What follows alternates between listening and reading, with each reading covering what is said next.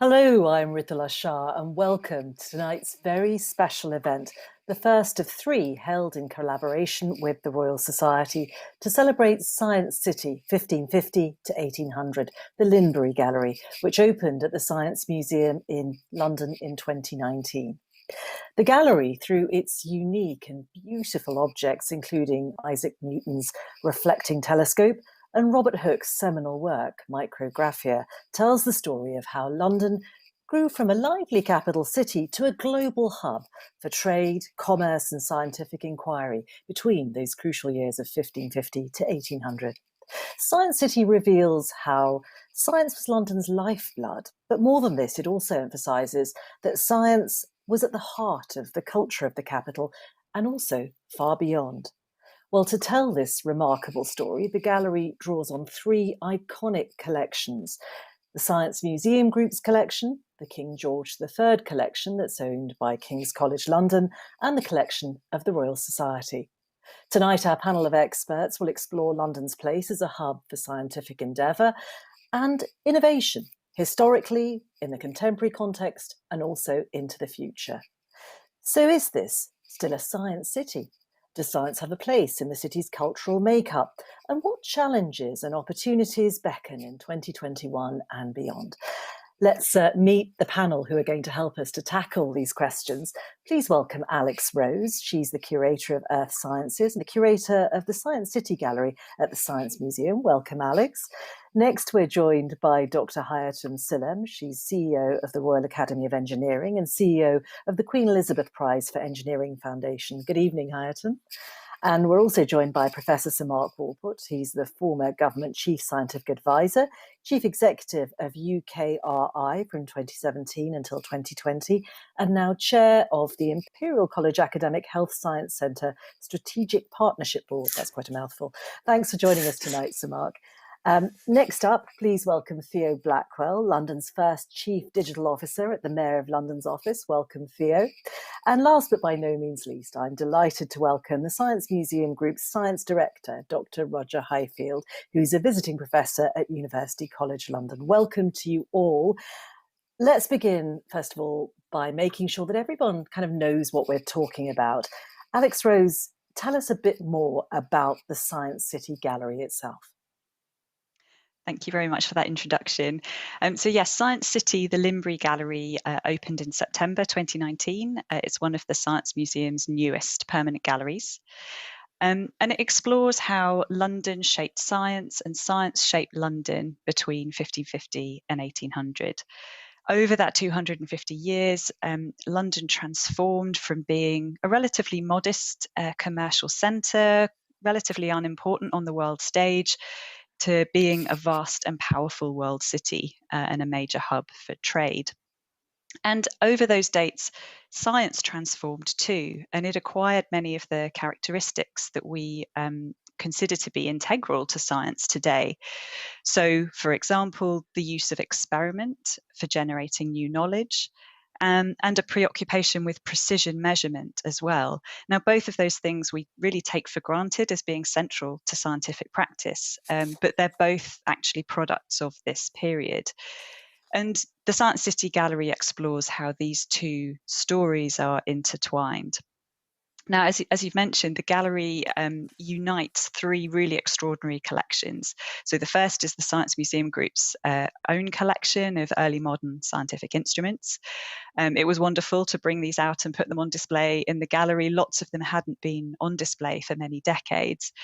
There's all kinds of wonderful objects in those collections, from telescopes and microscopes to mathematical devices for calculation and measurement, planetary models, globes, all kinds of wonderful things. The second collection is the King George III collection, which is on long-term loan to the Science Museum Group from King's College London. It has been since 1927. And the most significant artefacts in this collection are a suite of really glorious demonstration apparatus that was made for King George III himself in 1760. And finally, last but not least, the collection of the Royal Society. So we have on display a number of wonderful objects and artworks from the Royal Society's own collection that relates to their scientific activities of this incredibly important scientific institution that was founded in this period. So in terms of the curatorial narrative, the decision to focus on London was really driven by the contours of those three collections. As we were looking across those three collections, it really struck us that almost all of those objects were made in London, and perhaps a surprising number of them were also used in the city as well. And this led us to ask, what underpinned this, and what was it about London that fostered so much rich scientific activity? And so the gallery takes you on a journey through London from 1550 to 1800, and there's a focus on several key themes. So firstly, the adoption of new kinds of mathematical techniques that were adopted by practical professionals, so people like surveyors, navigators, architects, so all people that were really integral to an ambitious and a growing city. And their demand for new kinds of mathematical tools that would help them with their work. And this drove the establishment of a commercial trade in London in the manufacture of mathematical devices for the first time. The second theme is the foundation of the Royal Society in 1660 and the really significant influence that this had over the practice of natural philosophy, as scientific inquiry was called at the time. The third theme is the development of a public scientific culture. So science in London was not limited to exclusive elite groups, but was cultivated and encountered by a really broad range of different audiences from across society who all had different interests. And then finally, the ways in which science was intertwined with Britain's imperial interests increasingly throughout this period, which were largely administered from the capital. And so overall, the gallery aims to show how from modest beginnings, London became a world-leading centre of science. Thank you so much, Alex. It is an extraordinary exhibition. I highly recommend it. And the objects are particularly beautiful, sort of very highly decorated sometimes. Steve Jobs eat your heart out, much more than just functional objects. So let's talk about London then as a science city. Alex, like all three of the topics we'll be discussing tonight, we're going to begin with you to give us the historical view on this. So why should we consider London as being a science city between this time frame of 1550 to 1800? What kind of science was being practiced in London? Yes, it's a really interesting question because often we think of science today as being a universal body of knowledge that's got a universal set of practices and standards. So in some senses, why should it matter where science is done? Why should anywhere, London or anywhere else, be thought of as a science city? And as a historian, I would argue that studying the historical context shows us that actually, it matters a great deal. And in ways that probably still have great resonance today. So the things that are significant are the people who are there, the resources that they have access to, and the kinds of questions that are preoccupying them. And so to answer this question, we need to think about what made London special, what made London particular. And London was unique at this time. Not only was it the capital city, but it was a centre of trade and finance and commerce. It was a centre of manufacture. It was a chief port. It was Britain's busiest port, actually, for much of this period. It was an important royal seat, and it was a site of government and state administration. So there was no other city in the world at the time that united so many different functions. But crucially, it didn't have a university. So the first one to be founded was University College, now University College London, in 1826, so after this period. So it wasn't a traditional learned centre. It wasn't Oxford or Cambridge or Paris or Leiden. And so a central argument that we make in the gallery is that science in London was driven by the practical and commercial concerns of the city. And even in the Royal Society, which drew together the scientific elite of the time, And the Royal Society's fellows are really embedded in the practical activities of the city. They're really mindful of their location in London, and they're very sensitive to criticisms that they're employed in abstract philosophical inquiries rather than, questions of material benefit. And they're employing their knowledge to very practical ends. So there are lots of examples of this, but just to give a small handful, we've got, William Petty, who applies philosophical principles to shipbuilding and is credited with designing the first catamaran. We have Isaac Newton, the great Isaac Newton, who's also spent a long period of his career as warden and then master of the mint, and applied his kind of systematic approach of inquiry to the assaying and the coin forging practices of the Royal Mint. And then we've got several fellows, especially Christopher Wren and Robert Hooke, who were heavily involved in the rebuilding of the city after the devastation of the Great Fire in 1666. And they construct the monument, which is not only a monument to commemorate the fire, but they designed it to be used as a telescope. And it was also used for air pressure experiments as well. So, they built a massive scientific instrument right in the commercial heart of the city. And that's an incredibly powerful statement about the status of science in the capital at the time. So, an awful lot of science driven by entrepreneurs, by people who were adventurous. But does that mean that London was at the cutting edge of science at the time? Yeah, I mean, I think one key aspect of this, is the establishment of scientific institutions in London, which promoted and championed and disseminated natural knowledge. So the Royal Society is one of the earliest such societies in the world, and quickly became one of the most influential for incubating new ideas. But it's kind of interesting maybe to ask the question, like, why was the Royal Society in London? Why wasn't it in Oxford? And there's a number of different reasons for this. But one key reason is that a core activity of the Royal Society was to champion experiment as a way of generating new knowledge about the world. But in order to do experiments, you need instruments, new kinds of instruments. And London boasted the artisans and the skills that could create the necessary hardware for the kinds of research that the Royal Society Fellows wanted to do. So to give one example, Robert Boyle and Robert Hooke conducted numerous experiments with an air pump in the early years of the Royal Society. So this is an instrument that's got a glass chamber at the top in which you could put specimens. They put all kinds of things in there, from live animals to mechanical devices and glasses of beer and chemical experiments and all sorts. And you would extract the air and then see what happened to your specimens under these rarefied air conditions. There were, a huge number of really important scientific insights that, about the behavior and character of air that came out of those experiments. But to think about the instrument itself, the air pump's quite a complicated instrument. You needed skilled glass blowers, wood turners, clock makers to make the gears. And these skills were concentrated in London, but didn't really exist elsewhere in Britain at the time. So, in the gallery, we're sort of considering how behind the ideas of the great men of science, there's a significant amount of innovation and skill and contributions of people who've perhaps been traditionally a bit less visible in our histories of science. Absolutely fascinating. Well, look, let's scoot forward to the present and think about London in 2021.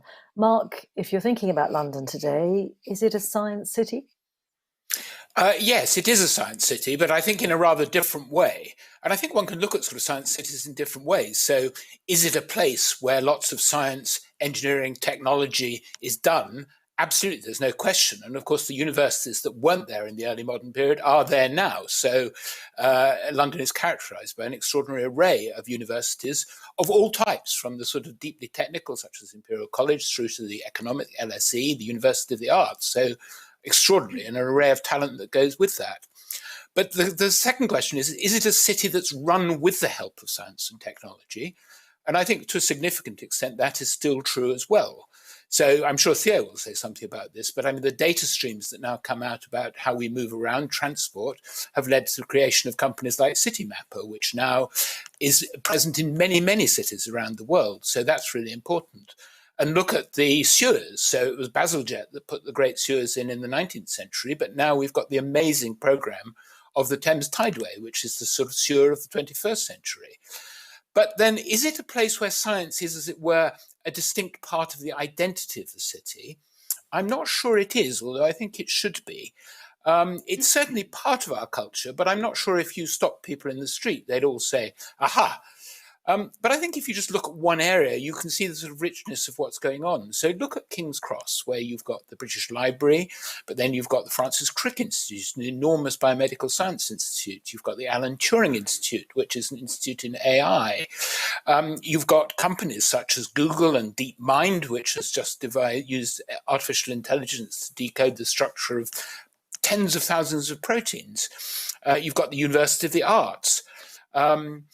You've got the Thomas Heatherwick's studio, you've got Anthony Gormley's studio, and so you've got a whole concentration of science, but I think one really has got to include the engineering, the technology, and the arts and humanities, because it's the arts and humanities that make technology usable by all of us.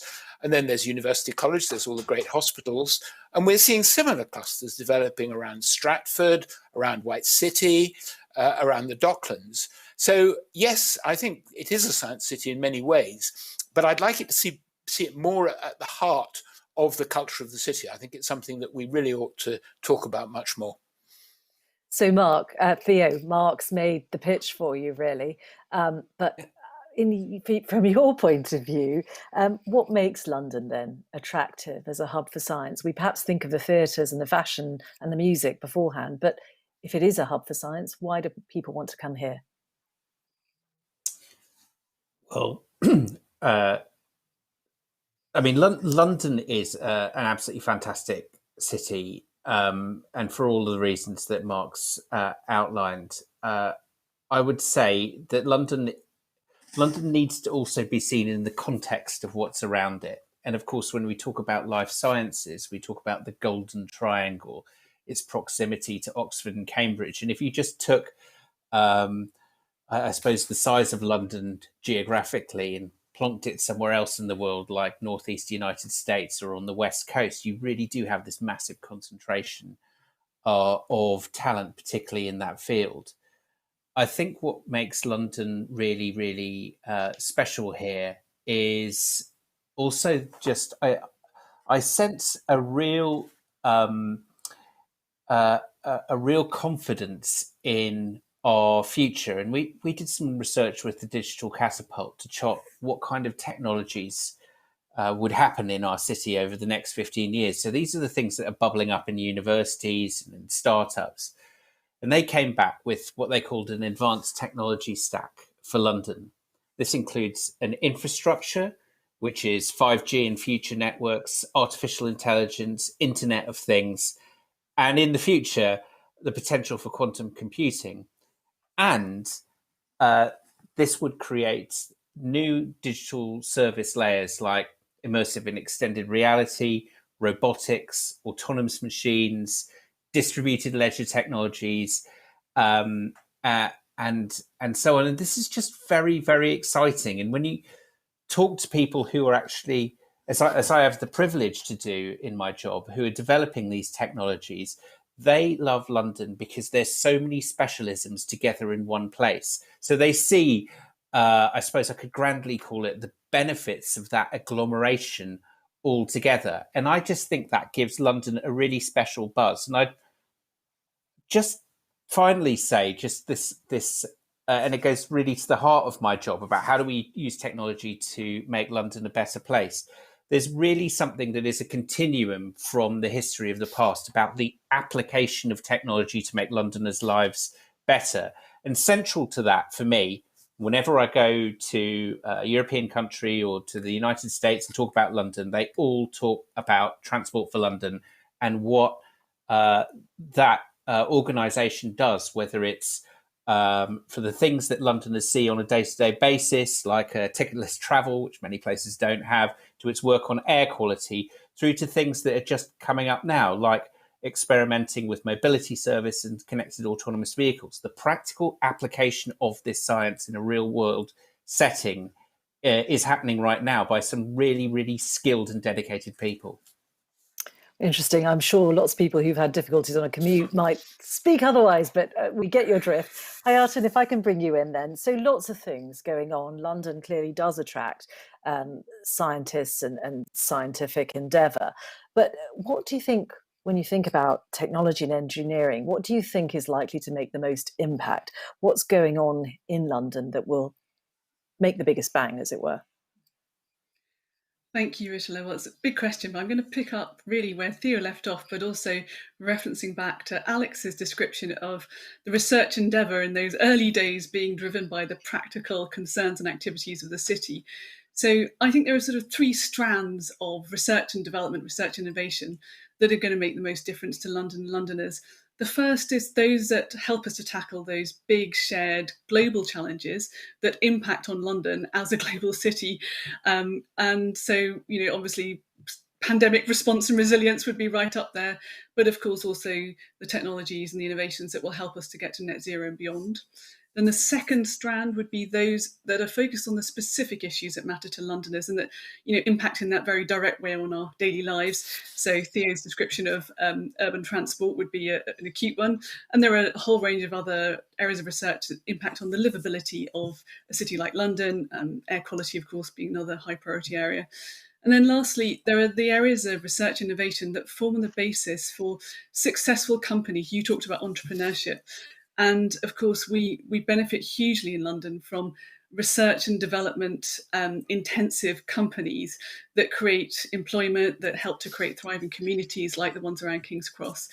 And I think that's a really important additional lens to hold up.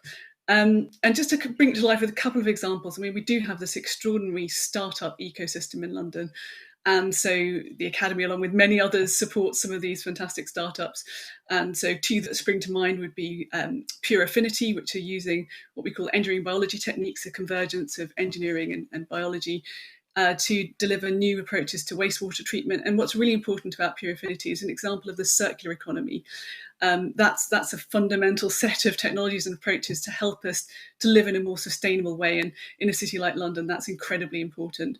Then along the lines of the example of Transport for London, I would think of Vivacity Labs, which are another startup using sensors to harvest data that they then apply AI to, that help to make sure that we manage congestion as well as we can, that in turn has benefits for safety, for sustainability, air quality, and so forth.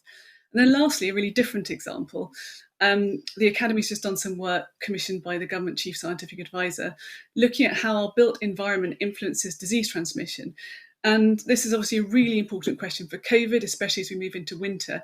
And what we find is there's so much we don't yet know about this topic. So research and innovation and skills development in this sort of somewhat Cinderella sector is going to be really important. There's such a complex set of buildings in London, incredibly old historic buildings, incredibly modern ones, all interspersed in quite a complex way across our city. And so learning how to manage those buildings in a way, as well as design them, in a way that delivers public health outcomes, as well as being optimised for climate and energy use, is going to be, I think, another area that Londoners will feel in their daily lives in due course. Gosh, some great examples there. Roger, I wonder if you have others, because we may be able, it's easy to say London's a science city, but it's not always something that's visible to ordinary people. And yet some of the things that we've been hearing about are going to make a difference to people's lives. Well, I think one issue close to my heart is just the commute into London. I think it's staggering that I think the average speed in the middle of London is less than 9 miles an hour. And so I, for one, are looking forward to things like Crossrail, speeding up transport across London, thanks to all that engineering expertise that Hayaatun fosters.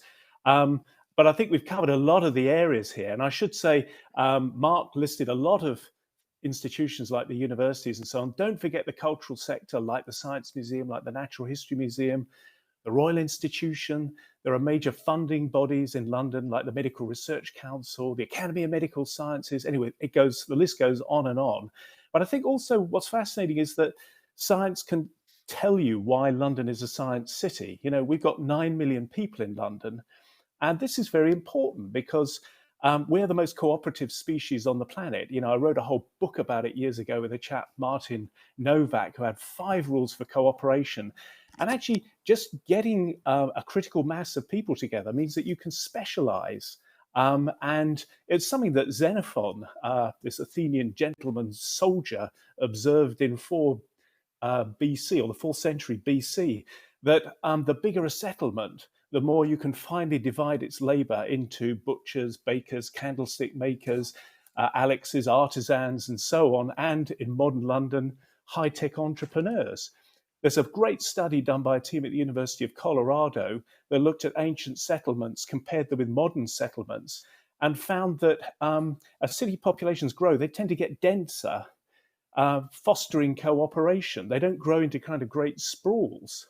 And if you talk to Jeffrey West of the Santa Fe Institute, he came in the museum a few years ago looking at scaling effects, you find the bigger a city, the more efficient it becomes. So actually, we shouldn't forget the fact that having this great agglomeration of people has these huge knock-on effects.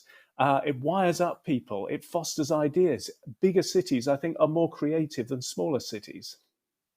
Interesting. An idea, of course, that's been challenged by the pandemic to some extent. But let's stay with this idea of collaboration. It's so interesting. We've established that London is undoubtedly still a hub for scientific endeavour and inquiry, all these amazing things going on. Alex, if I can bring you back, let's look back a little bit then and think about the idea of collaborative science. We often think about individuals who've been important to science. But when you think about this period from the 16th century to the end of the 18th century, how did London draw on scientific developments elsewhere and specifically the continent? Yeah, so I mean, Roger's mentioned about, the size of the city and the cooperation of people within it. So, one of London's key characteristics was that it was a site of exchange, and people were coming to London from all over the place, from, all across the country and all across Europe, for a whole manner of different reasons. Often to exchange money and goods, but while they were there, they were also exchanging knowledge and skills and ideas as well. So although in the early modern period, travel was far harder than it is today, although pandemic obviously notwithstanding, the physical movement of people was one of the key ways that knowledge was shared. Many people from across Europe were visiting London, and they would meet, discuss and collaborate in all kinds of different sites. The Royal Society was a key site, obviously, for scholars and the scientific elite. But also, maybe more surprisingly, the shops of London's instrument makers were social spaces as well, where people would visit and exchange ideas while they were there. London's instrument making trade came to be world leading by the end of the 18th century, and people from around Europe were coming to purchase instruments and scientific hardware.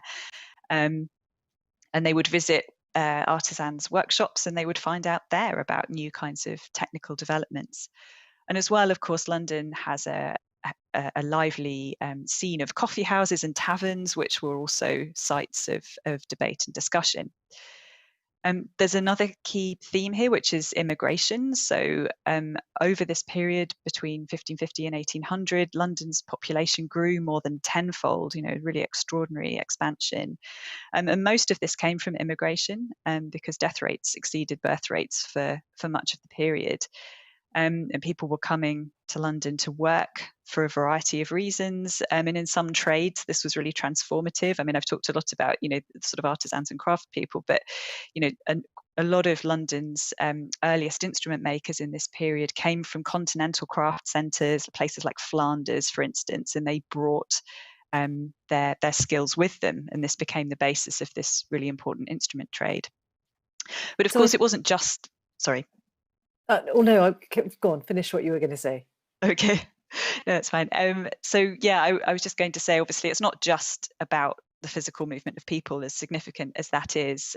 Correspondence is obviously really key at this time as well, and especially correspondence networks that draw people into contact from all across the continent. And one example of the incredible significance of networks like these is that in 1665, the Royal Society's secretary, Henry Oldenburg, became aware via his correspondence network of a journal that was published in Paris that was devoted to reviews of books on medicine, history, theology and natural philosophy. And he saw an opportunity to create something that would meet the objectives of the Royal Society, and founded what has now become the longest running scientific journal. And I think the full title of this journal sort of really captures this ambition to draw together and disseminate knowledge from as broad a geographical spread as possible. So I'm just going to just excuse me while I read the full title to get it right. It's a bit unwieldy. It is The Philosophical Transactions, giving some account of the present undertakings, studies and labours of the ingenious in many considerable parts of the world.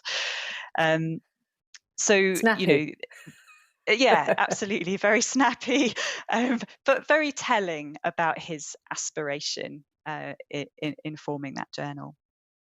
And briefly, I think it's implicit in your answer. Essentially, there was more collaboration in this period than there had been before.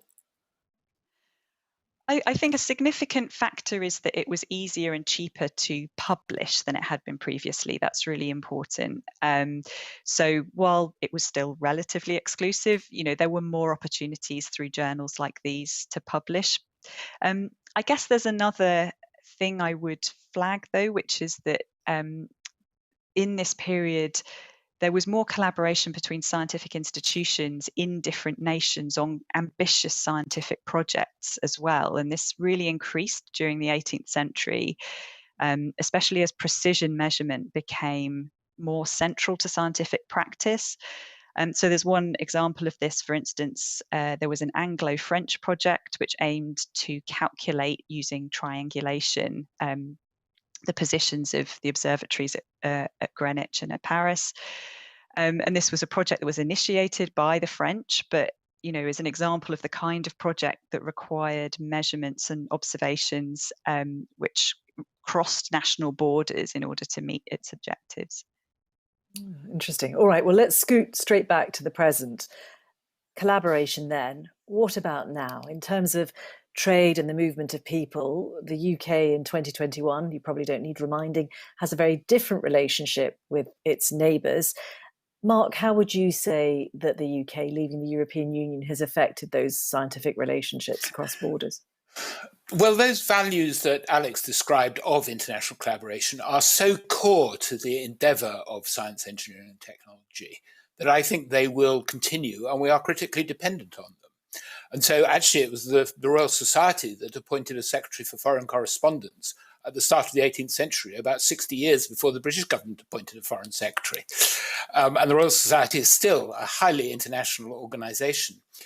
But the answer is that we are so strong in science, engineering, and technology because we have a global workforce, and it's absolutely critical that that maintains. London is a global hub city, and if you look at all the sort of various rankings of cities around the world, London and New York come out very consistently in the top 2 or 3 cities.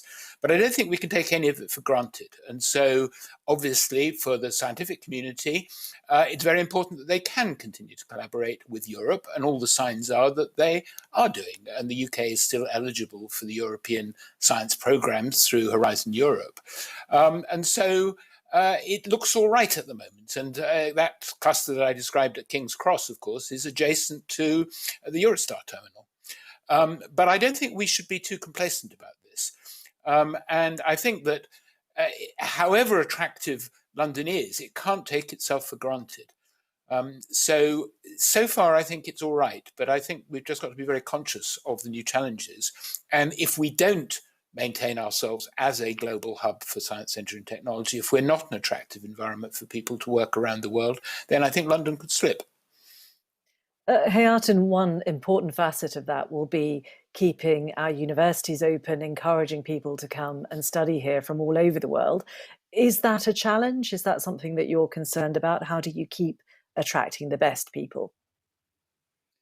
Yeah, I mean, this is a key question for certainly engineering industry and really all of the research and development based industry that we have in the UK as a whole, not just in London. And I mean, as others have said, London is and always has been very much a global city. And I think even through the pandemic, we've seen that continue to be true. I don't think it's going to stop being attractive to international students, international talent, but we may well see some different patterns, you know, which particular people are most attracted to the UK, which countries of origin they come from, and so forth. I think we're already seeing some of that. But I think in the context of engineering, we need to acknowledge that no matter how much we want to continue to attract a global workforce, we have a major existing challenge, pre-existing challenge around our ability to service our current skills needs. And that's true in London as anywhere else. So the stat we used to use post-COVID, I'm afraid I have absolutely no idea. I will look a year or two down the line. But we used to talk about a shortfall of up to 59,000 engineers each year across the UK. That's a stat provided by Engineering UK. And alongside the skill shortfall, we have to always talk about the diversity deficit, because I'm afraid to say it's a source of frustration and embarrassment in so many respects that we still have a UK engineering workforce that comprises less than 15% women. And the rate of change is unacceptable. So no matter how much we want to continue to attract global talent, we've also got to invest in our domestic skills supply. And at the moment, it's going to take us till 2085 to achieve gender parity in terms of entrance to higher education in engineering, if we carry on at the current rate. So it's also important to talk about London as being an incredibly rich mix of people from different ethnicities and cultures. That's very much part of London's distinguishing identity. And unfortunately, although we are better at attracting Black and minority ethnic students into engineering degrees, we then see really troubling differences in terms of their transition into engineering roles and into progression into the higher levels of engineering careers. So actually, skills and diversity is, I would say, a huge priority for the engineering industry and community as a whole, and the academy as well. And there is a lot of focus on how we can promote engineering to young people from all parts of society, but also that we need to do that more effectively than we have done in the past. It's not a new problem, but progress is too slow. And we also have to move away from the idea that we have a sort of linear model of how you grow your talent base, whereby you hop on the education escalator when you start school, and then you hop off when you leave school, college or university, depending on your educational trajectory.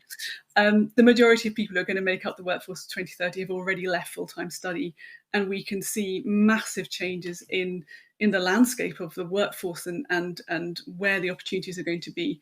So we need to get much, much better at developing a sort of different mindset around continuous upgrading of skills, around career conversions, talent circulation being something that is very much the norm. And that's a cultural shift as much as anything else. And I think London is probably one of the best placed areas to grip this and to run with it. We're seeing some good signs, and there are some good examples. Cheering has been active in this area, but there is still a huge amount to do in this area. Roger, I wonder if you have any thoughts about how we keep London attractive. Well, I think wiring up London with the rest of the world, as Mark said, is really important. And say, for example, it's great to see the Royal Society take the lead of national academies in the G7 negotiations and so on. We've certainly in the museum group got an effort to collaborate as widely as possible. In fact, I took people from the SETI Institute in California around the museum today, and another delegation from India as well. So we're trying very much to keep those connections open.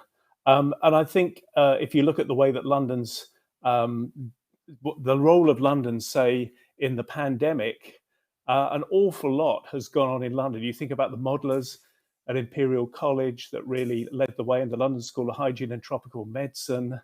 If you think about the way that research is funded, there was a huge, thanks to dealing with the misery of Ebola and Zika virus, the Medical Research Council knew how to fund a lot of pandemic research very quickly.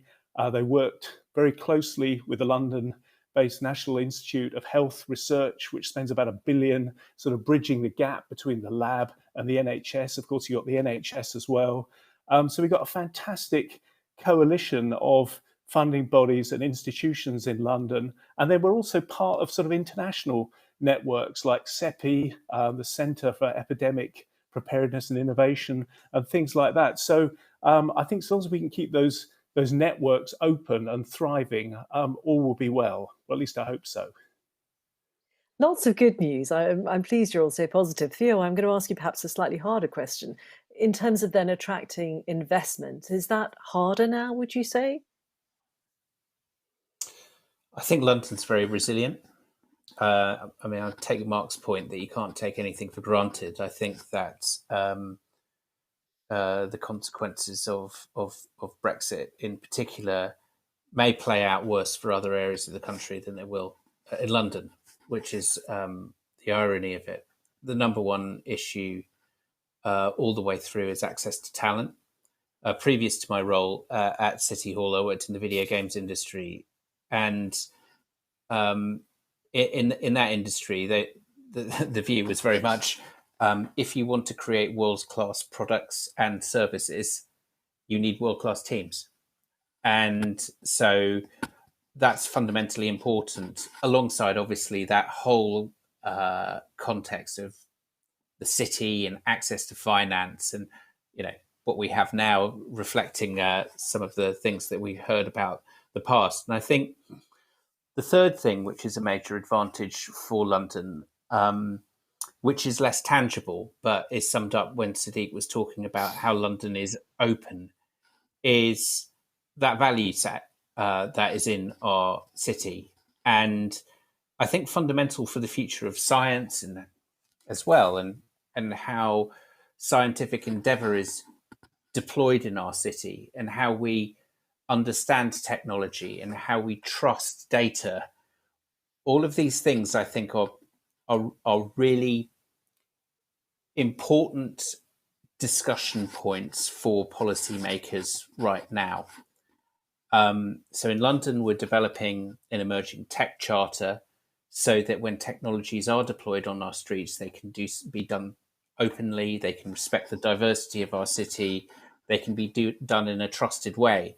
And that, in a sense, is one part of what Sadiq was talking about when he was talking about London being an open place, is that we are open in how we work, open in our values, and open and welcoming to people who come here from across the world and create great things. And I think that, that's really fundamental to us. Roger, briefly, do you have any thoughts on how you make London an attractive place for investment in science, the sort of entrepreneurship and startups that Hayaatun was talking about? Well, I think we have got quite a lively, there's lots of incubators linked with universities and lots of ventures spinning out of universities. But I think if you went to meet a group of venture capitalists in Orange County, California, it's still easier to get investment there than it is in London. I think we're still a bit more risk averse than, say, in the States. I think it's a tricky cultural issue. I'd be intrigued to know what Mark thinks about this, actually, because it's been a constant drumbeat of governments for years and years and years as how to. We know we've got world-class science in the UK. We know we're lucky in terms of basic discovery-led science. We're not quite so good at turning it into giant companies and unicorns and so on as we should be. It's a constant preoccupation, isn't it, Mark? There are tax breaks, there are government-led incubators, but I think there is something very fundamental about talent, because talent is going to be absolutely critical. And that is that actually, if you look at the salaries of scientists in major cities around the world, London comes out amongst the lowest, actually. Only China, I think, has lower salaries. And that, of course, coupled with the enormous housing prices in London, I think creates a potential problem. And so, a good city is one where you can live, work, and play. And if it's too expensive to live in, then that's a crisis. So I think actually that's something that I know City Hall worries about, but that's going to be really important.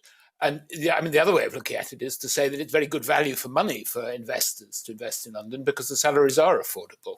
But that doesn't work if the people then won't come for the salaries that are on offer. Very interesting. All right, well, let's think about how the public engage with science a little bit. obviously the hosts of this discussion, the Science Museum, the Royal Society, they are amongst the leading organisations, if not the leading organisations, for popularising science, for communicating science to people. Alex, I'm going to ask you as ever to take us back. How would it have been in this period from 1550 to 1800? Was there public engagement with science? So in this period, certainly the Royal Society was actually a very private, quite exclusive space. So you could only go there and participate in those discussions if you had been invited, if you were elected to be a fellow. So they, that site was certainly very limited to kind of upper echelons of society and very particular kinds of people.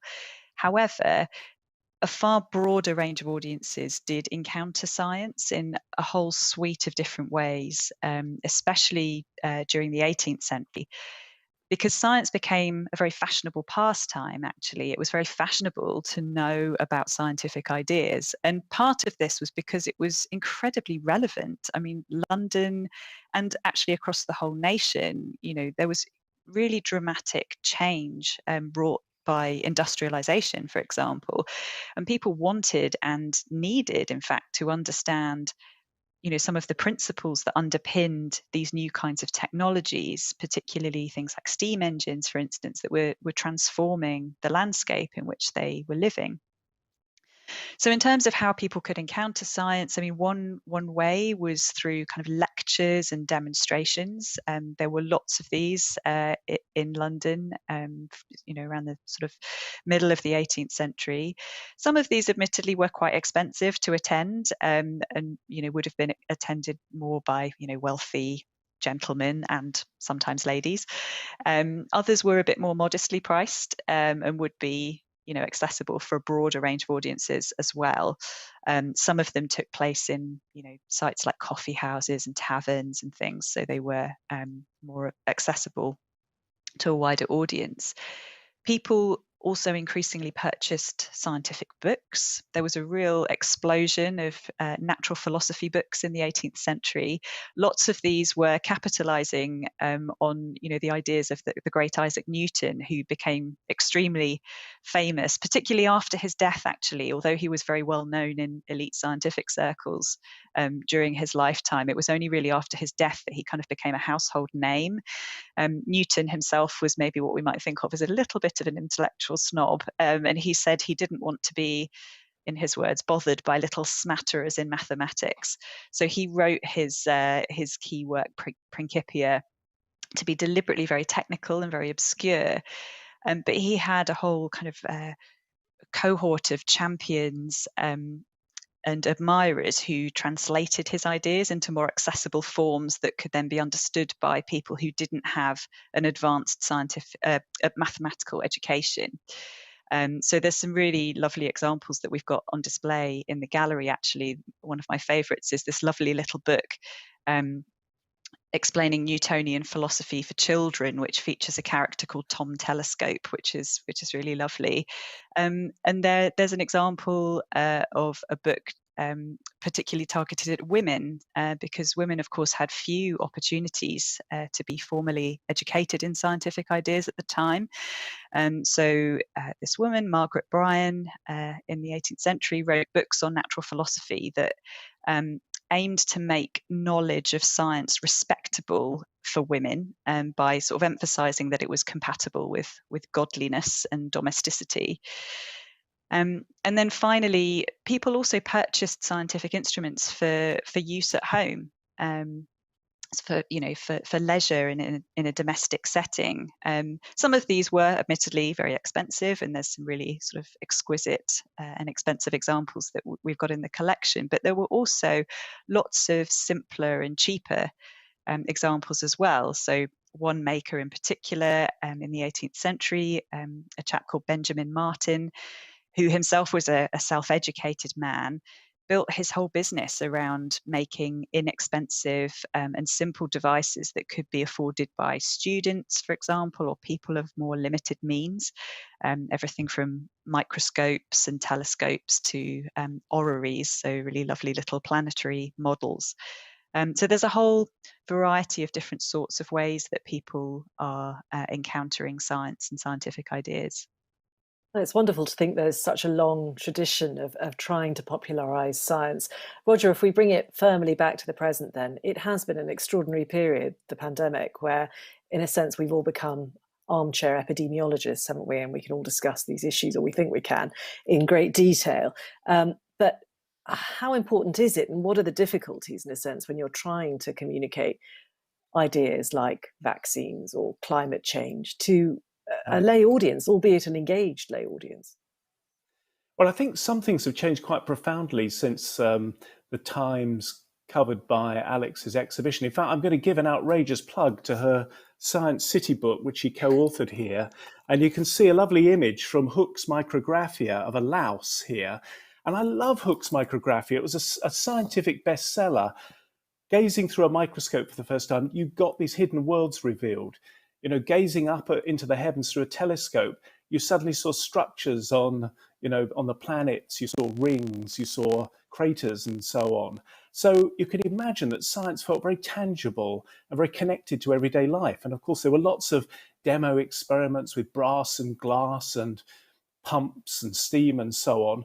If you wind forward to today, I think there's a sense among all scientists that public engagement is really important. And everyone, unlike Isaac Newton being sniffy about the hoi polloi, all scientists realize that they benefit a lot from government funding. And of course, Mark used to run the UK Research and Innovation, which puts £8 billion a year into research. They need political buy-in. They need the public to understand how their tax money is being spent. But I think there's a real problem with modern science in that it's moved into the intangible. And by that, I mean things like, we have gravitational wave observatories that can see ripples in space-time and cosmic violent events. We've got quantum theory. We've mentioned, Theo talked about quantum computers. A fiver to anyone who can come up with a crisp explanation in a minute of how a quantum computer works. That's really hard. These are mathematical worlds. We can do gene editing, but explain to people how that works, really hard again. So I think the good news is all scientists feel a big obligation to try to explain to people how science works, but it's more abstract and more mathematical and dealing with big data and even artificial intelligence. We can't even define natural intelligence. So trying to explain how artificial intelligence works is quite tricky, really. So it's where the flesh is willing, but actually it's really difficult. Hayaatun, you were talking about some of the barriers earlier to persuading people to take up science and engineering subjects. Do you think this intangibility is part of the problem? Yes, and actually listening to Alex, it's a reminder of at that particular period in history, there was a sense of science, engineering, technology having direct relevance and immediacy for people. They could see the way it was literally shaping their landscape. Whereas now, if I think of engineering, which is the part I know best, it's a hidden enabler of so much of what we take for granted. And that has an impact because in terms of what are people's career aspirations, it's not immediately obvious why, for example, an engineering career is an incredibly high social impact career. We have quite reductive views of who scientists and engineers are. So, I mean, certainly at the Academy, one of the things we've been trying to do is to challenge those narrow perceptions and demonstrate to people through, for example, social media campaigns like This is an Engineering campaign, that if you're passionate about sustainability or gaming, as Theo was, or sport or fashion or entertainment or whatever it is, that engineering, but the same is true of much of science, could provide you with a career in that domain that you love, but through doing something that you might not have thought of. And we've been looking a little bit more deeply at what are the barriers that different groups face, because I think it is really important when we talk about access to careers and things, we don't try and think of all young people in one clump. There are really different experiences. There's great work done by Louise Archer at UCL around science capital. Who finds it easy to access these opportunities? Who does it feel out of reach to?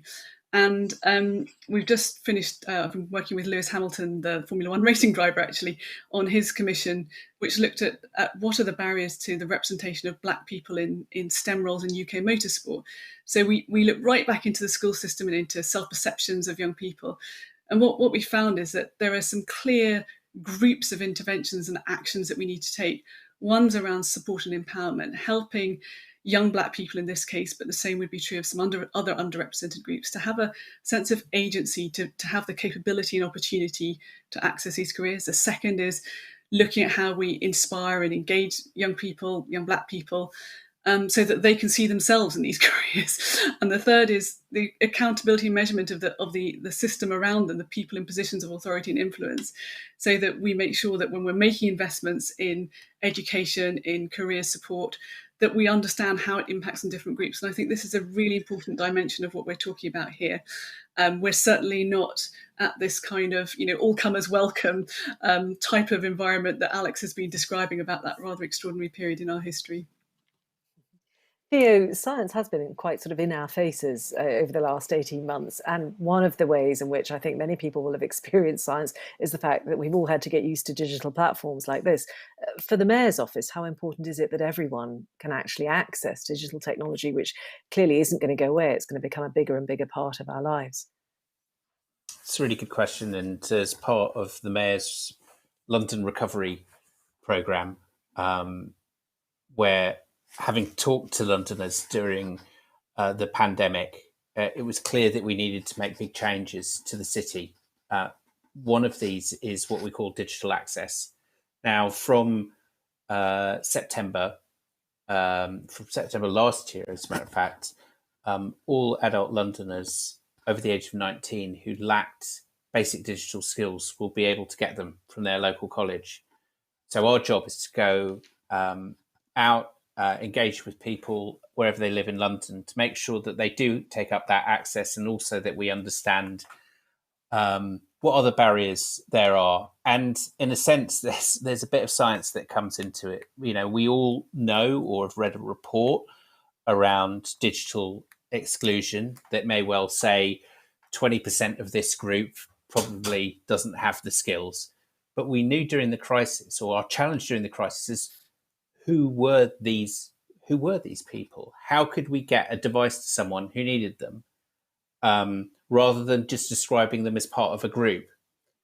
So we've been working using design techniques and gathering data, working with the private sector as well, to come up with a much better way of reaching Londoners who need that help and giving them the support they need. So we hope to have digital access available for all Londoners by the end of the next 2 years, whether it's access to an upcycled device that could come from public sector organisation or a corporate, access to those basic digital skills people need, or an affordable connection. And telecoms providers are about to launch a range of social tariffs. So we want to make sure that digital equity point is addressed. I'd also say it's fundamental that we ensure that there's that pipeline of skills all the way through. And it's almost like now we can't just describe skills that are provided by local colleges as, there's go get your digital skills by doing that course. Every course needs to have some digital function and also greater data literacy. So I would see that the growth of the sort of skills offered to Londoners over the next few years through adult education, your local college, will increasingly have a digital element, whether it's called digital or not, because that's what jobs require. Very interesting. Well, let's just, in a sense, continue with that theme and think about the future of science and technology in London going forward from where we are now, and some of the challenges and opportunities that lie ahead. And COVID, obviously, it's sort of, I've brought it up once or twice, has obviously changed. London has changed the way we work, the way we live everywhere. And the most obvious example is perhaps the fact that so many more people are remote working. Where people might have gathered in one office in central London, they might now be dispersed not only in this country, but all over the world. Theo, do you think this is something London can capitalise on? At times when you walk around the centre of London right now, it feels really very deserted and it's hard to see how it's going to bounce back. But could the rise of home working prove to be a good thing? Well, I definitely see, there are definitely large numbers of people who have totally benefited from home working, but that is not. But for the city, for the city itself, that's not the whole experience for everyone. And it remains to be seen what the impact on the centre of London, the city, will be. Some models say that we'll be at 80% of normal for 18 months, another 2 years, or worst case scenario, further than then. So I think that there's one aspect of this where London, in a sense, becomes a little bit more polycentric. So we're not talking about a city with the big centre as we know it, but the sort of town and neighbourhood centres around London, near to where people live, in sort of zone 2 and zone 3 and zone 4, actually have more of an offer that people look for. At the same time, we need to think about the centre of town and what will pull people in. Do we make it greener, pleasanter, more attractive place to come to, enhance the cultural offer? And Mayor's got a big campaign now called Let's Do London. So all of these things are being thought out now because we have to think in different ways in response to the crisis. It's very, very clear, and we did a lot of work with research institutions to understand busyness during the crisis. Effectively, a large cluster of people, as you might expect, stayed in zone 2 and 3 all the way through the crisis. That's where they spent the money, and that's where they lived their lives. So this really puts a sort of challenge down to City Hall and the boroughs to think about how that local offer fits in with the sort of new centre. Certainly a challenge then for London. Mark, Roger touched on some of these themes earlier, but I wonder what you think about, firstly, London's response to the pandemic, its place in that research, in that extraordinary scientific effort, and also this sort of changing nature of the city. Roger was talking about how efficient it is when people live together and collaborate, but actually, how will that change possibly because of the pandemic? Well, I mean, I think it's important to look at London as part of the UK when it comes to the response to the pandemic. And I think that people around the world look at the UK and say, in terms of the science response, the contribution of the UK has been extraordinary. And it has been extraordinary because we have nationwide systems such as the National Health Service, which has meant that scientists across the country have collaborated to build a picture of the clinical nature of the disease. The vaccine development has been done very collaboratively. Roger talked about the epidemiology, but this is the UK working collectively. And of course, we've been talking about London, but actually the connectivity means UK is a very small place geographically, but it's a tiny place when it comes to the internet, that World Wide Web invented by Tim Berners-Lee, working at CERN on some of that very basic science that Roger was talking about. And that's, of course, one of the other lessons from COVID, which is that it's because of the extraordinary science that's been done by scientists working globally that we were able to develop the new vaccines in such an extraordinary time. And so I think what COVID has exposed is actually the importance of national collaboration and doing things at a critical mass that goes beyond London. But I think looking to the future, it's really, I think the question is whether scientists who can be sometimes quite competitive about who discovers what, there's some science that can really only be done well if people are working together. And I think that that is the huge opportunity. And of course, connectivity, transport is going to be absolutely critical. And actually imagine a coronavirus pandemic in the absence of the internet and the World Wide Web. And we have, it's helped us to respond. It's helped to keep the systems going in a way that wouldn't have been possible before. And so I think coronavirus is very important, but I think it also just reminds us that London is effective, but it's only effective when it's working across the country and indeed across the world. And that's a really important lesson from coronavirus. I want to come back to that place that London has in the country and indeed globally in a moment. But Hayaatun, I wonder, we've talked about the pandemic, but the other big challenge staring us in the face is, of course, climate change. Do you think that engineers in London are working on those solutions about mitigating the effects of climate change in a city like London? Absolutely. So again, a little bit like Mark just said, I think it's hard to disaggregate the London-based engineering endeavour from the UK-based one, but there is no doubt that the climate challenge is at the heart of what engineers are now going to have to apply themselves to. It's this enormous, complex systems challenge. We have to simultaneously transform a whole range of vital and interconnected infrastructures and systems, from transport and housing to energy supply, manufacturing. We have to develop whole new industries to maturity. There's the cultural, behavioural, societal dimensions. And the only way we can work out, to navigate, chart a path through that, is by adopting a systems perspective that helps us understand the interdependencies between those sorts of systems transformations, the trade-offs we're going to have to make, where are the opportunities for leveraging and incentivising the right behaviours. And so that's something that engineers are going to have to play their part in. The systems thinking approach is very core to how engineers apply themselves to these sorts of challenges. But of course, engineers also have to help us develop the technological tools, the product services infrastructure that we're going to need, whether that's in terms of solar power, smarter manufacturing that's more energy and resource efficient, digital communications tools that we've all relied on so heavily in the pandemic that help us reduce our reliance on physical travel. And then, of course, on top of all of that, we have to recognise this is very much a deployment and implementation challenge. So probably most of the technologies we're going to use to get to net zero already exist in some stage of maturity. Maybe the ones that take us beyond that don't yet exist, but we're going to have to learn to deploy those technologies at scale. We've got to find ways to make the economics work. We've got to create the infrastructure to roll them out across the country, across London.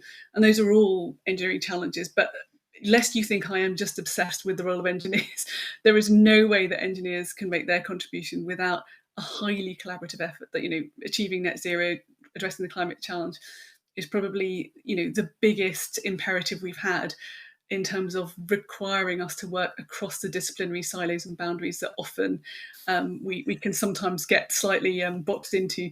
We need collaboration with social scientists, behavioural scientists, policymakers, and we also need to make sure that we have the skills base in place for all of those different aspects of this incredible challenge that lies ahead. So I am an optimist, but there's a huge amount to do. Collaboration, to coin a phrase. Roger, what's your perspective on this and the role of scientists and engineers? Well, just to pick up on the point that Mark made, I was relentlessly banging the London drum before, but I 100% agree with Mark that actually the UK has behaved as one during the pandemic. And actually, when I look at it from the viewpoint of the museum group, where we have 5 museums, 4 of them north of Liverpool, we would spend a lot of time whizzing backwards and forwards between London and Manchester and Bradford and Shildon and York. Strangely enough, the silver lining of the pandemic has been, I think, I'm working more closely with colleagues across the group than ever before. And we just had a series of climate talks where in one of the climate talks, we had people with an enormous time difference, 23 hours across the planet. You couldn't really do that very easily to pull together from people across the planet on one event is a wonderful thing and helps wire up the world. When it comes to climate change, I think we should also remember that because of the urban heat island effect, London's got to worry about climate change. It's got to worry about the increase in mean summer temperatures, predicted by something like 3 degrees by the 2050s. And we also have to worry about flooding. And I think, I suspect the recent IPCC report, which was really incredibly gloomy and should have alarmed everybody, probably didn't have as much impact on Londoners as the flash flooding of Sloane Square Tube Station and things like that. And we have to worry about flooding in London because so much of London is within the floodplain of the Thames.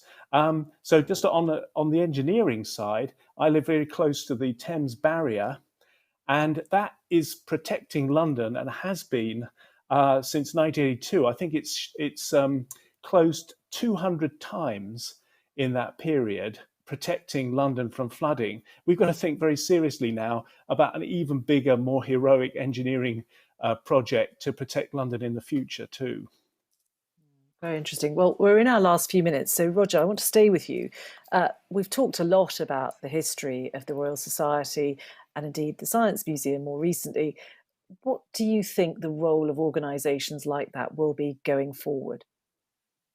I think, we've touched on some of the themes, that science itself is moving more to the intangible and the digital. And there are, that's good news because it's new ways to engage people through things like AR and VR and immersive experiences. But it's also creating some headaches for us in terms of the fact that, when you look at the pandemic, so many important things happened digitally. When the modelers came up with the first evidence that we'd had to shut the country down to arrest the pandemic, that's held in that's a computer model that generates a data file. How do you collect things like that? So I think we face new challenges there. When it comes to, say, the Royal Society, I think Mark alluded to the fact that it had the first foreign secretary before the UK government, long time before. And I think the Royal Society will have an increasingly important role globally in wiring up the UK with the rest of the world's science. But yeah, I mean, that's my mini glimpse of the future. Mark, any thoughts about that? I mean, clearly a data file isn't nearly as attractive as an orrery. I can hardly say that word, but they are beautiful. Well, collecting the future is a really interesting question, but there are still plenty of extraordinarily beautiful objects. And actually, the images of science, the new techniques, cryo-electron microscopy, there's plenty. I don't think the Science Museum is going to go out of business. And I agree entirely with Roger about the Royal Society. It has an enormously important place as one of the major national academies we have in the UK and around the world. And preserving the values that actually developed in the Enlightenment of rigor, of the inquiry after knowledge in the best possible form of truth where it can be known. That's going to be really important at a time of rising populism and skepticism. And so both the Royal Society, the Royal Academy of Engineering, the Academy of Medical Science, the British Academy, the Science Museum and the other great museums have a really important role. And that sort of cultural element of London, and we didn't really talk about that, but if you look at the film industry around Soho Square, that's now in Chancery Lane amidst the lawyers as a series of extraordinary digital companies. Fantastic. All right, we've only got a few minutes left. So I'm going to ask you all the same question. And we've touched on some of the themes already. But really, is having London as a science city a good thing? In a way, is the UK too London-centric? Theo, briefly. I mean, that's the prevailing narrative, that the UK is too London-centric. But my experience of talking to my peer colleagues in other cities across the world is, do not underestimate how people look at what happens in London as often the way forward, as what an exciting, vibrant place it is. And sometimes, and I take that there is a national narrative about this, sometimes we perhaps focus a little bit too much on that, as opposed to the residual goodwill people have towards this great city. Roger, lots of conversations going on about moving things out of London. Is it a good thing to have London as a science city? Well, let me step back from that and say there's something very peculiar about the UK. There's something called Zipf's law, named after this American linguist, that suggests there's a pattern in the size of cities across countries, which is that the biggest city is typically twice the size of the second city, 3 times the size of the third city, 4 times the size of the fourth city, and so on. But if you look at the UK, it's peculiar because London, we don't really have a second city.